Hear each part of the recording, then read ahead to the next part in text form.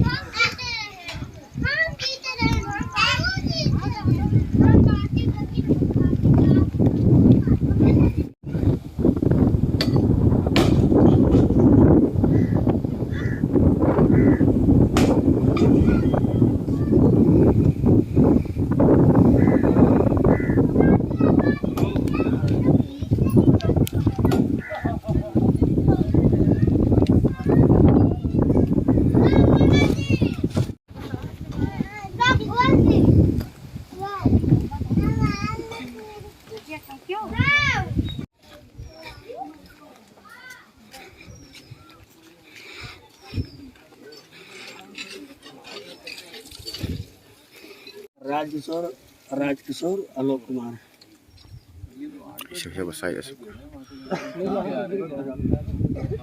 राजकिशोर बाप ना हो, राम बुझारत। राजकिशोर राम बुझारत।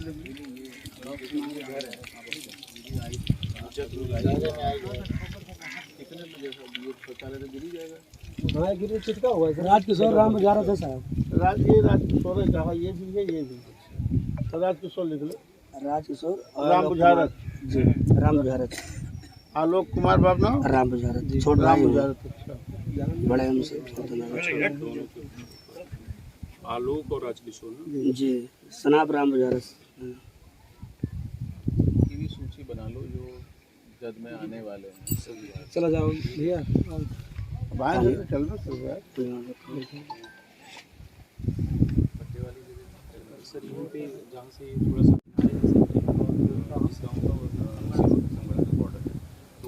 तो जहाँ रास्ता बना हुआ है चौड़ा, तो उसके किनारे 600 टाइम पे करके रवानी कर देना। हमारी उसमें रास्ता बना हुआ है, बहुत किनारे थोड़ा सा वही मिल जाए तो अपनी। इन लोगों को पट्टा करा दीजिए अपने जमीन का, सब लोग अपना उसमें बना। अभी हम नपवा देते हैं उसको, और नाप के ये जितने जने कट गए हैं वहाँ चले जाएं और पट्टा पे कार्रवाई। ठीक है। गांव वाले को से सब लोग कहते भाई विधायक के साथ रात हो कर तो बुलाओ था आवत रहा है, हम कहने कैसे नहीं तुरंत आएंगे दौड़े आए। आगे हो जाएगा। विधायक जी ने कल जानकारी दी। सभी जी सर, जी सर।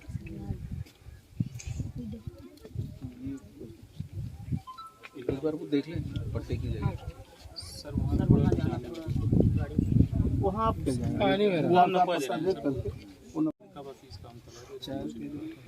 अच्छा। दूसरा ये, अगर इन लोगों के खाने पीने न हो, घर में सब पड़ गया, शांत कुछ उनको थोड़ा बहुत राशन वासन तत्कालीन व्यवस्था में 10-20 लोगों के लिए हो जाए, कि जिससे बेचारे भूखों न मरे।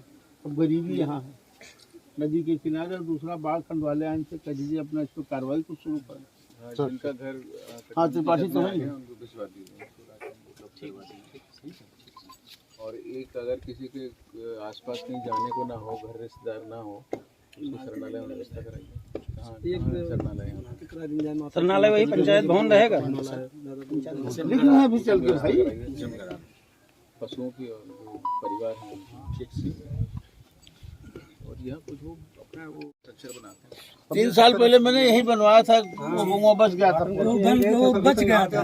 4 करोड़ की लागत से कटर मैंने बनवाया था, हम उद्घाटन करके गए थे 2-3 साल पहले। तो उधर बच गया जमीन सर, वो बच गया। वो पूर्वा जो था अगर पूरा पहले कटा जा रहा भी था। बच जाता है तो वो इतना व्यवस्था हमने करा दिया कि बरसात से पहले कटर पूरा बनवा करके 100-150 मीटर में, और उसको बचा लिया गांव को। वो बच गया साहब, वो बच गया। ये पता नहीं कैसे मिस में होगा ना, ये घर यहाँ ना कटता। गाँव में जमीन भी हाँ पेड़ मिल जाएंगे। पेड़ रोड पे सर बहुत लगा हुआ है, सब सरकारी साहब लगा हुआ है, कोई रोकेंगे तो।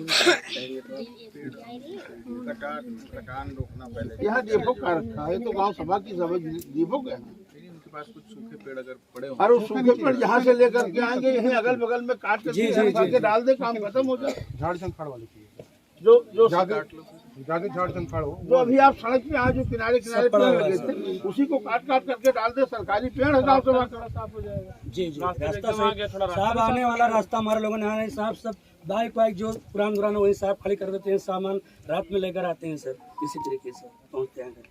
तो सड़क पे वो पहले एका बचाव घर, पहले घर सभी व्यवस्थित हो, तो सड़क पर से जिंदगी भर बना दिया। मोबाइल उठा लो हमारे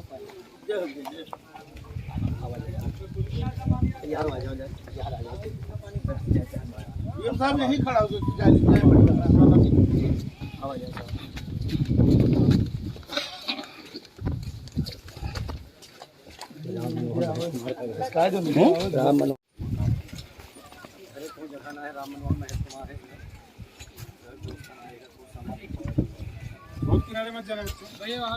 ना जा भैया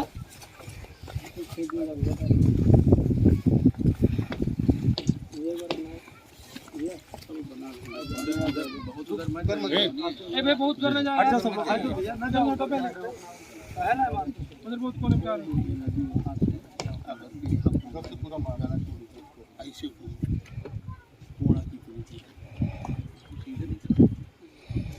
सर वहाँ पे डोकू बना हुआ है, उसको कसम जब लोअर डिस्चार्ज आता है, इधर जब फुल डिस्चार्ज करती है तो पूरा लेके जाता है, लोअर डिस्चार्ज इधर आता है। जब पानी पेट के अंदर आता कटान तभी होता है, और फ्लू रहेगा कभी नहीं कटान।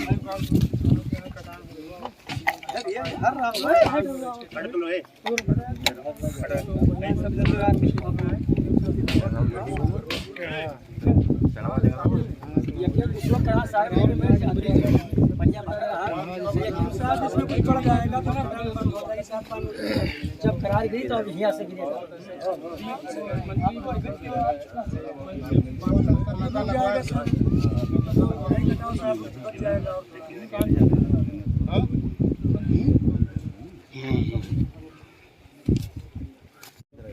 भैया इधर रहा यार, आवा मौका लगा भैया अंदरवा से कुछ आया ना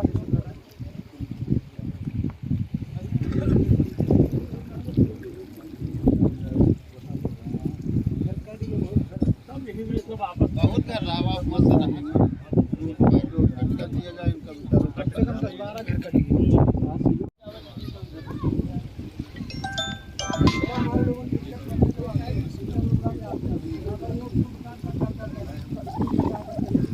हाँ सर, नमस्कार। ठीक है, डीएम के साथ थे हम, जंगरावलगढ़ी डीएम विधायक इसके हम स्वस्थ हुए हैं जंगरावलगढ़ी। अरे वो घर कटाया है सर। ठीक, यहाँ से खाली होकर मिलाए थे।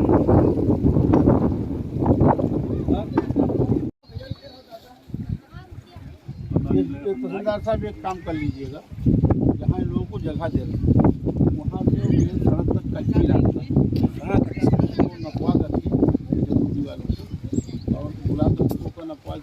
से रोड के भी प्रावधान हो जाए, मैं टिकट नोटिस मेरे बेचारे बने। जी जी बहुत धन्यवाद, बहुत धन्यवाद। आप अभी बोले दे रहे हैं कि हमको टिकट नोटिस किसी को भी भेज देगा।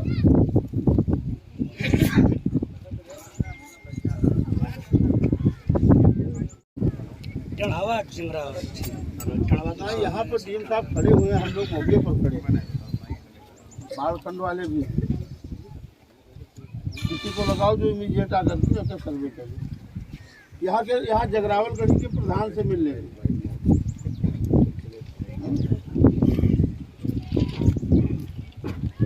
यहाँ तहसीलदार साहब कैंप परमानेंट कर रहे हैं, तहसीलदार साहब हैं यही मौके पर, पता चला। और किसी हमारे पत्रकार भाई ने अपने ग्रुप पे डाला, लेकिन डालने के साथ साथ उन्होंने थोड़ी भ्रामक खबर फैलाई। इस गांव के लिए हम लोगों ने जिनका नुकसान हुआ था सबको मुआवजा दे चुके हैं। 3 लोगों को जो निराश्रित हैं उनको प्रधानमंत्री आवास भी मिल चुका है। 1,20,000 रुपये चेक हमने दे दिया था। और जब रात में सूचना मिली कि गांव कट रहे हैं तो यहाँ पर रात में हमने अपने जिलाधिकारी महोदय से वार्ता किया और उस क्रम में जिलाधिकारी महोदय स्वयं यहाँ पहुँचे हैं। हम लोग एसडीएम साहब हैं, हम लोग साथ में हैं और पूरे बाढ़ का जायजा लेते हुए जिन लोगों का घर बेघर हुए हैं उनको तत्काल प्रभाव से उनको घर दिया जाएगा। जिन लोगों के मकान बनाने के लिए ज़मीन नहीं है, डीएम साहब के निर्देशन पर तहसीलदार साहब ने ज़मीन का चिन्हांकन भी कर लिया। सब लोगों को पट्टा की ज़मीन दे दी जाएगी। वो लोग अपना आवास बना करके और सुखी रहेंगे। और नदी कटान के लिए हमारे बाढ़खंड के अधिशासी अभियंता त्रिपाठी जी मौजूद हैं। इनको भी डीएम साहब ने बहुत सख्त निर्देश दिया कि तत्काल प्रभाव से अब नदी की कटान को किसी भी दशा में रोका जाए, आगे बढ़ने न पावे। ये व्यवस्था उत्तर प्रदेश सरकार योगी जी के राज में हमारे प्रशासनिक अधिकारियों द्वारा की जा रही है। हर घर को खुशहाली मिले, ये जो सरकार की मंशा है। और बिना किसी भेदभाव के जितने लोग इस दायरे में आए हैं सबको बराबर का मुआवजा मिला है और आगे डीएम साहब के निर्देशन में मुआवजा लोगों को मिलेगा। कोई बेघर नहीं होगा, कोई दुखी नहीं होगा। सारी योजनाएं बन चुकी हैं। डीएम साहब ने तो यहाँ तक कह दिया जानवरों के लिए भूसा का भी व्यवस्था कराइए और जिन लोगों की खाने नहीं उनको तत्काल प्रभाव से राशन दिया जाए। सब लोगों को, अगर किसी घर नहीं तो शरणालय में उनको तब तक के लिए सुरक्षित किया जाए जब तक कि उनको आवास नहीं बन जाता है। इससे बड़ी बात और कुछ नहीं हो सकती है। और ये ठीक है, बरसात का महीना है, नदी के कछार पे लोग बसे हुए हैं। काफ़ी दिनों से नदी की कटान कहीं इधर कहीं उधर राप्ती नदी बढ़ती भी है। पिछले गांव में अभी 3 साल पहले मैंने 4 करोड़ की लागत से कटर और पर्क्यूपाइन बनवाए थे, उस गांव को बचाया था। ये अचानक इस बाढ़ में नदी इस तरफ घुस आई, नहीं तो ये भी गांव कटान से बच जाता पूरी तरीके से। जिस तरीके से हमारी जनता यहाँ के, हमारे कार्यकर्ता सारे मौजूद हैं, ये लोग खुद अपना एक्टिव हैं। अगर कोई बात होती है तो हम लोगों तक सूचना बराबर पहुँचाया करते हैं। और सरकार, संगठन और प्रशासनिक अधिकारियों के बीच में पूरी तरीके से तालमेल है। सब समन्वय बना करके सबका लक्ष्य है कि सबका साथ, सबका विकास, सबका विश्वास और सबका प्रयास, सबको लाभ मिले। ये हमारे अधिकारियों की भी सोच है। और बड़ी बात है कि जिलाधिकारी महोदय 7 बजे अपने कलेक्ट्रेट से निकल करके अपने आवास से और यहाँ 8 बजे पहुँच गए हैं जगरावल गढ़ी नदी के कटान पर, मेरे साथ में मौजूद हैं। इससे बड़ा और कुछ नहीं हो सकता है। जब राजा की नीयत अच्छी होती है तो प्रजा सुखी होती है। तो हमारे जिलाधिकारी महोदय खुद एक्टिव है इस मामले में, पूरी तरीके से अग्रसर है और जनता के हितों के लिए बराबर प्रयास कर रहे हैं। और आप लोगों के बीच में हम लोग उपस्थित हुए हैं। इनको आज से कल भर में जिन लोगों के बेघर हुए हैं सबको मुआवजा मिल जाएगा, सबको ज़मीन की पट्टा हो जाएगी और सबको शरणालय भी मिल जाएगा। किसी प्रकार की कोई दिक्कत नहीं है। ये नदी की कटान में आ गया है। पूर्व में भी 3 मकान क्षतिग्रस्त हुए थे, उनको मुआवजा दिया जा चुका है। अभी वर्तमान में जो हो रहे हैं इनकी भी मुआवजा देने की कार्रवाई चल रही है। 24 घंटे में इनको राहत राशि उपलब्ध करा दी जाएगी। और जिन लोगों के पास कोई अन्यत्र जमीन नहीं है अपना घर भैया बनाने के लिए, उनको पट्टा देने की अरे हमारे यहाँ एक गाँव जगरावल गढ़ी पूरा कटा जा रहा है। 7-8 घर नदी में समाहित हो गए हैं। और ना एक्शन मेरे साथ में खड़े डीएम साहब भी खड़े, हम लोग सुबह 7 बजे आ गए हैं। शरणालय में व्यवस्था की जा रही है और जिन लोगों का नुकसान हुआ है उन्हें राशन और बर्तन इत्यादि अगर नष्ट हुए हैं तो उसके लिए भी कुछ सहायता राशि उपलब्ध कराई जाएगी। और ये पूरी प्रक्रिया अगले 24 घंटे में संपादित की जानी है। इसके साथ ही टेम्पररी तौर से कटान को रोकने के लिए बाढ़खंड को निर्देश दिया गया है और इसके बाद पूरी परियोजना के लिए प्रस्ताव शासन को भेजा जाएगा ताकि परमानेंट इसका एक सलूशन निकल सके। माननीय मुख्यमंत्री जी के निर्देशों के क्रम में जो भी राहत आपदा के कार्य हैं वो लगातार किए जा रहे हैं और माननीय विधायक जी इस मुद्दे को लेकर काफ़ी संवेदनशील हैं। विगत कल रात से ही इस मामले को लेकर सक्रिय थे और पूरी बात से अवगत कराया था। आज स्वयं यहाँ उपस्थित हैं और विधायक जी भी अपने स्तर से शासन में प्रयास करेंगे और अभी बात भी की है उन्होंने कि यहाँ पे एक परमानेंट इसके समाधान के लिए परियोजना बनाएंगे। असल लगभग यहाँ पर कितने लोग हैं जो पीड़ित हुए हैं, इसे कितने के लोगों के घर कटे हैं, कुछ जानकारी हो पाई है? इसमें पूर्व में 3 लोगों का घर कटान की जद में आया था, उनको राहत राशि प्रदान की जा चुकी है। आज लगभग जो है 5 लोग 6 से 8 लोगों का मकान जद में आ रहा है जी, तो इनको भी राशि प्रदान की जाएगी और जो अभी करीब जो मकान है इनको भी चिन्हित किया जा रहा है। अगर भविष्य में यहाँ तक कटान पहुँचती है तो इनको भी तत्काल सहायता उपलब्ध कराएंगे। Thank you.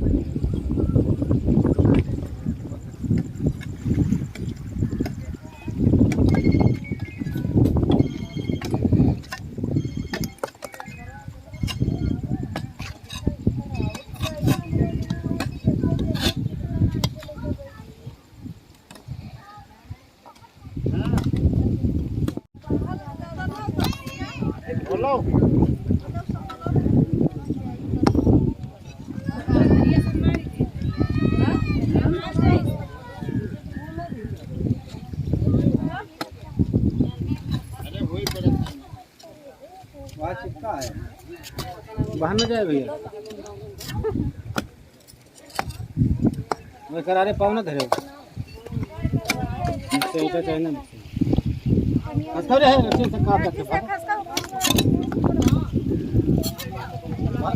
वो करा पाओ ना धर क्या